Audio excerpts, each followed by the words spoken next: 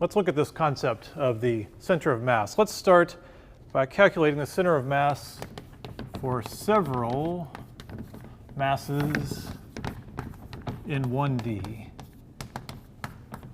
So this is kind of like the collision problems we solved. But now we could increase our complexity a little bit, have M1 here, and then have a small M2 here, and then have a big M3 here. Let's imagine those three are going to collide. They have some velocities one way or another, and they're going to run into each other. But instead of thinking about momentum and energy, we want to think about this problem in terms of center of mass. So all we really care about right now is let's calculate the center of mass. So to do it, you've got to define a coordinate system. All right, so we're going to start with the origin here and make this the x-axis. And then we can define the position of each of these on that coordinate system. And so they sit at positions x1, x2, x3. x1, x2, x3. All right.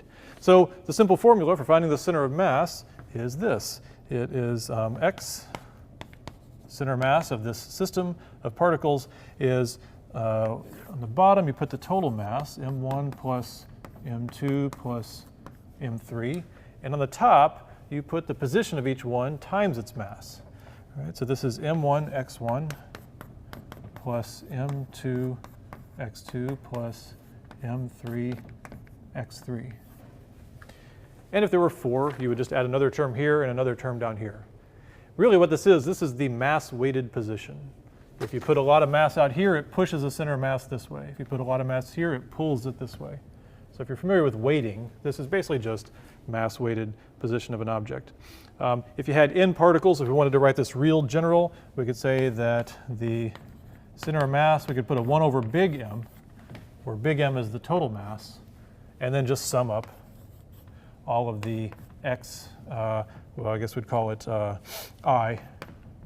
I'm sorry, I usually put the mass first, mixi, for I equals 1 to n. If you want a general formula, there you go. But it's a simple idea, 1 over the total mass, and then the mass-weighted position of each one. So let me just give you, instead of doing a problem, let me just give you an idea that this is true. Let's go back to our equal mass elastic collision.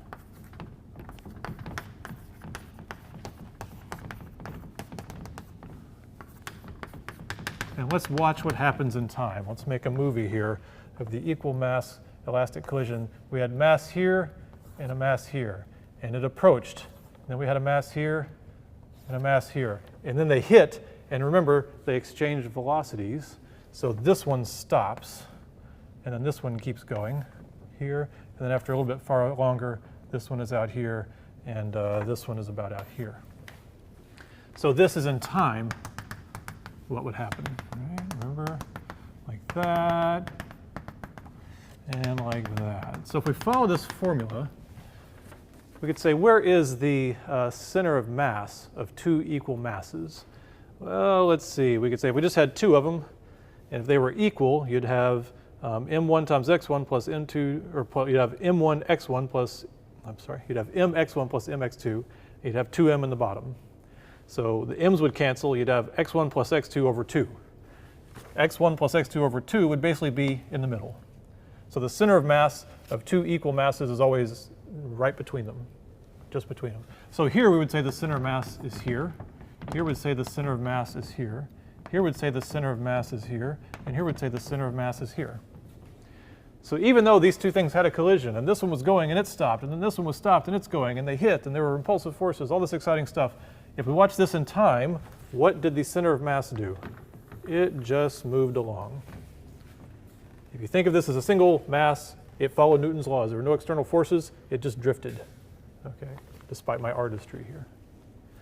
So this is how this idea works, is if you can calculate the center of mass of something, suddenly it becomes just an isolated particle, and you just have to watch it move. So now I want to just give you a few formulas where if we wanted to expand this to 3 dimensions. So in 3D, you wouldn't write it in terms of x, it's simply the same formula, just with the position vector. Right? If we had these distributed in 3D, you'd still have to find an origin, you'd start drawing position vectors to all the masses, and it would basically be the same. It would be 1 over m, and you'd just say m1 the position vector 1 plus m2, the position vector 2 plus dot, dot, dot. And you add up all the masses. Or you could write it as a sum, either way. But then it gets kind of interesting. What if we take a time derivative? What is the time derivative of the center of mass? This is why it's useful here. A time derivative of the center of mass is d dt of position of the center of mass. Well, that's the velocity of the center of mass, right? So that's 1 over the big mass. Doesn't depend on time. And then the time derivatives here, well, that's constant, but dr1 dt is the velocity of mass 1. So mass 1 v1, right, plus mass 2 v2 plus dot, dot, dot, all the other masses. But if we bring this over here, then what we get is the total momentum, right? This is the big M, all their masses times all their velocities is equal to that. And then these are the individual momenta, right? The mass times its velocity plus P2 plus dot, dot. So it's really just like conservation of momentum. If you take the momentum of each individual particle and you add them up, you get the momentum of the entire thing. But the entire thing is moving at VCM. So you can think of it as an object moving at the velocity of the center of mass.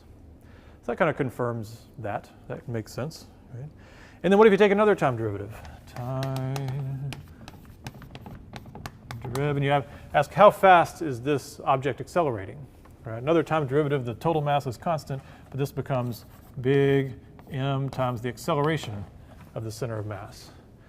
Well, that's equal to the sum of all the p's, dp, dt.